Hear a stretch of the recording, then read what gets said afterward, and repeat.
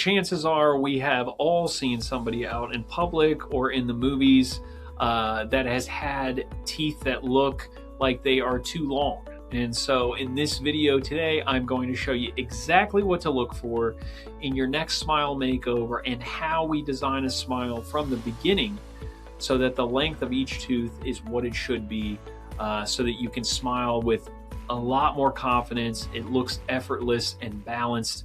Let's get into it.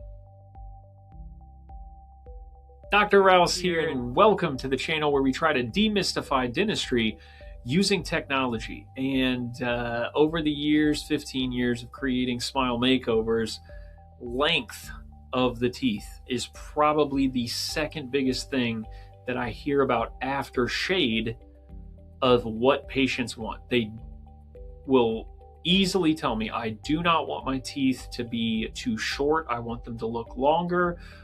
Or my teeth have always been too long. People have judged me for that, and I want them to be shorter. I want, these teeth are Bucky Beaver, and I want them shortened. Or something is like, quote unquote, a snaggle tooth, and they say, I want that fixed, and I know exactly what they're trying to say. So today, though, we're going to put some technical terms to that and show you exactly how we try to design that in when we're doing a smile makeover.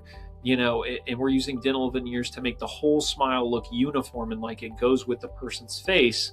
The length is very, very important. So let's get into that today with an exact example, so that you can see how we use the design software to do that. Let's get into it. And so if you take a look here, I think, again, this is another example of where teeth might be in harmony with one another. They might look good, but then as soon as you put them on that person, you see it along with their face and you go, wow, that doesn't look right. And a big part of that is because when we take impressions of your teeth or molds or however you'd like to call it, at our office we do scans. But if we're ever doing that, we're not really capturing anything else other than the teeth. We're not really looking at the lips or the chin or the nose or how a person really looks from the side. It's all in relation to the gums and the teeth. Well, today I'm going to show you how we do the Smile software to take all of that into account. And the facial harmony and the length of the teeth is super important. So the main thing I want you to leave this video thinking about is your lower lip.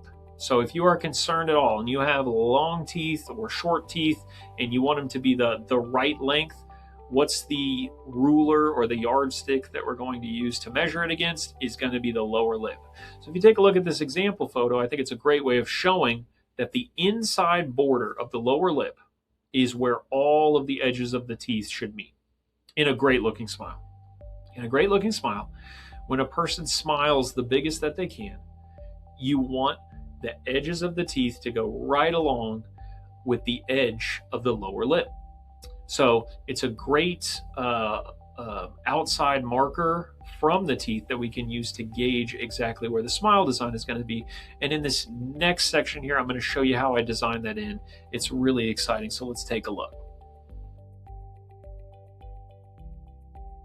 All right, so if you can see here, whenever I scan the teeth, I do not just scan the teeth. We also actually scan the lip.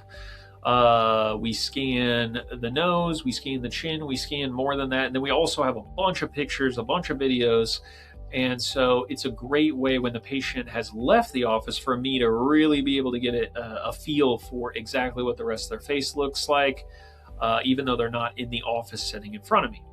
So if you take a look at specifically the length, which is one of the criteria in this playlist series, the length can easily be adjusted longer or shorter.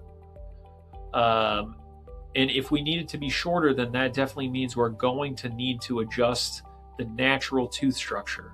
So I try to let the patient know that up front. But let me show you here. In gray would be the natural teeth that the person walks in the door with. In white, again, that's going to be the veneers. That's going to be the length of what we're shooting for. And I usually start with the front two teeth.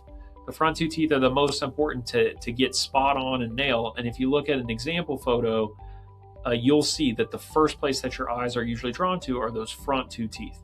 So here again, toggling on, toggling off, you will be able to see that when the length of the veneers are right, then the smile looks really good. It looks proportionate. If I was to toggle on and off the face, I think that would that right here is, let's try that. That would be a great example of how to see that without the face and with the face, the teeth can look good, and then with the face, they may not look good. So let's do that. Can you see? So on and off with the face, you can see that the teeth might look good. If you didn't know better and the person wasn't here, you might think, oh, you know, these teeth look really good. And then when you see them with the face, you don't want them to look too long or too short. That is a huge, most important to get spot on and nail. And if you look at an example photo, you'll see that the first place that your eyes are.